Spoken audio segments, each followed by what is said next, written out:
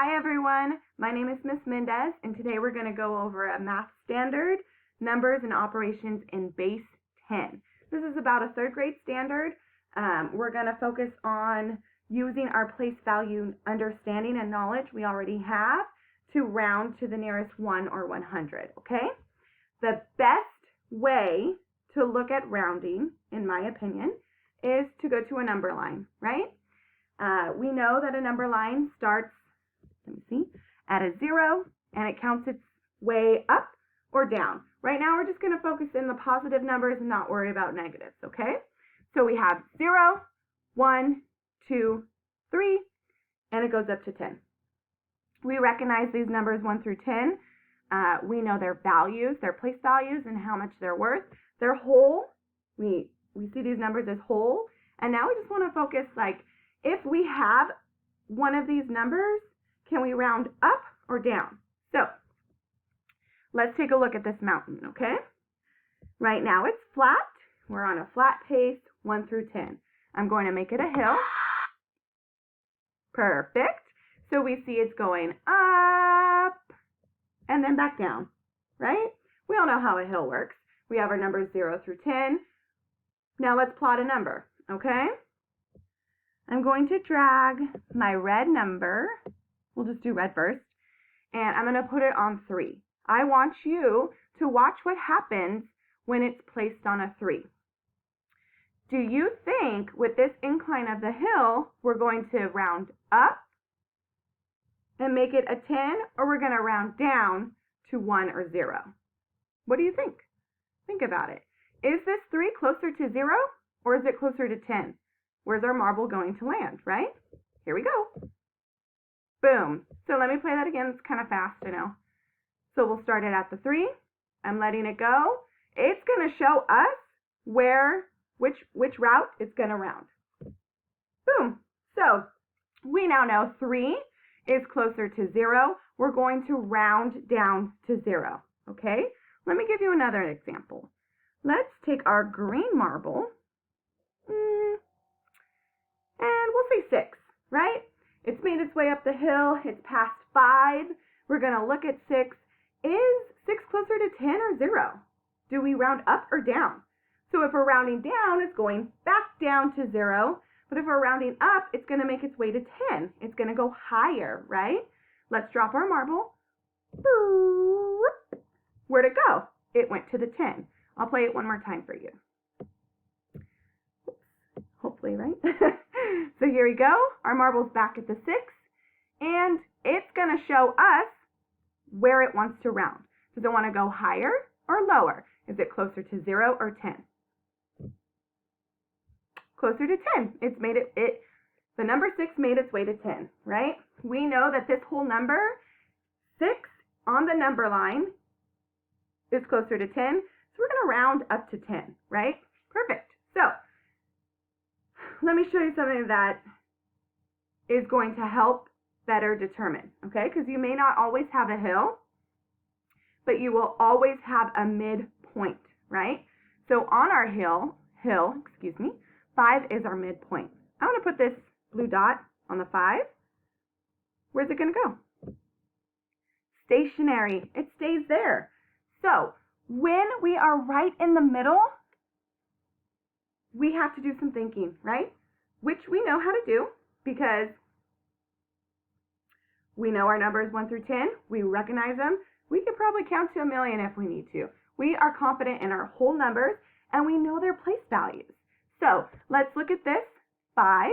We're going to say, is 5 closer to 0 or is 5 closer to 10? It's right in the middle. So when you have a midpoint, when you are right at the midpoint, the 5, even Stevens, you're always going to round up, okay? So we'll make its way. We are rounding up, all right? So, I want to show it to you in the hundredths now, okay? Same concept. We'll make it a hill. There we go. But you notice we have a lot more space, a lot more numbers on our number line. This is a big mountain, big hill. We'll see where it goes. We'll do one number one number to round down and the other to round up, just to give you it. But also know our midpoint 50, same concept. We're going to bump it up to 100. We are rounding our midpoint up to 100, okay? So let's do this. Where did we land? 34. Boom. It's rounding down to 0. Let me ask you something. If we're looking at our number line,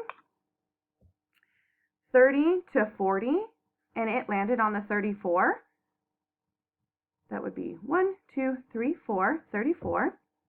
Let me take him back so you can see. 34, oops, one more, 34. Is that closer to the 30 or the 40 when you're looking at that place value? You're right, 30, because it's below the 5. We're going to bump it to that tens value, 30. Good job. I'm going to make it a hill one more time. And let's take this to 75. It happened so fast I missed it. So 75, I'm going to drop him, rounding up, rounding straight up to 100. If it was between 70 and 80, that was our number line, we would know that that midpoint of 75, we're going to take it back up to 80, okay? But since we're looking at the hundreds, we're going to bump him all the way up to 100. 75 is closer to 100 than 0, all right? So it's up to you to really look at your number line. Even if the test doesn't give you a number line, draw one. It's so simple. Let me see. I have my notes right here.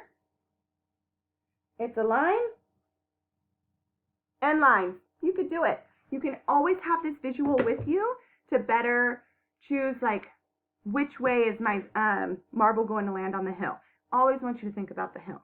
So let's try a few. I have a number line set up for us. It is 1, we'll focus through 20. 1 through 20. I wish I could make this a little more even. We'll do two rounds, and then you'll be on your own to independently work on number lines and rounding. I know you can round. You have a great confidence level in whole numbers. Just always ask yourself, is this number closer to 0 or 10? Is this number the midpoint 5? If it is, my 5 always goes up. I always want more, right? If my number lands between 0 and 4, that sucker's going down. That's less than, you know? So always try to remember that 5 rule. That really helps. Looking at a number line really helps. Asking yourself, slowing down, asking yourself, is this closer to 0 or is it closer to 10? Is it closer to 30 or 40? Are they asking me 0 or 100? How big is this number line? So let's try 2 examples. I'm going to grab a marker, hopefully. I'll do a pencil. All right, let's look at 14. Ooh. Oh no, what did my...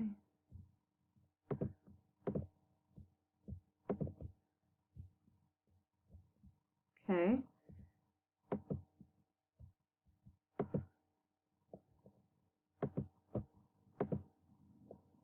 Oh wait. Oh. Number line. Okay. Here we go. We are looking at 14. Let me switch my color.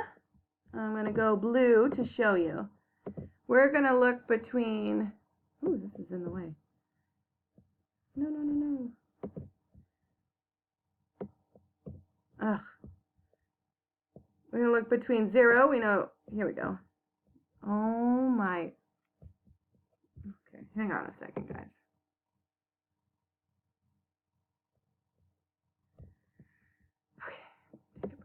Okay, so, sorry for that. We are going to look between 0, which is over here. It's outside of the screen, and 20, okay? We're going to pick the number 15. So, let's find our midpoint. Where's our midpoint between 0 and 20? 10. Here it is, right here. So we're going to ask ourselves, with 15, does it get rounded up to 20? Or is it closer to 0? Let's count. So from 0, we have 1, 2, 3, 4, 5, 6, 7, 8, 9, 10, 11, 12, 13, 14, 15 spots from 0. Okay? Let's count from 20. 15 has 1, 2, 3, 4, 5. So you're comparing 15 hops to 5. So that tells us 15 is much closer to 20. We're going to round up on that one. Yeah? Okay, let's try one more on our number line and call it a day. Let's do green. All right, we are going to do, let's do the number 6. Okay, and we are going to look at it just to 10 right here. 10. And 0's back here, right? So we have 6, and we want to count. Is 6 closer to 10 or 0? Are we going to round up to 10 or down to 0? We know our midpoint is 5, so anything greater than 5 gets rounded up. Anything less than down. So where does our 6 land? You're right. Closer to 10, so we are going to round up. All right, guys, I hope you enjoyed this quick lesson. Always ask yourself, am I rounding up? Am I rounding down? Where does my number land? And draw yourself a number line. It's as easy as that.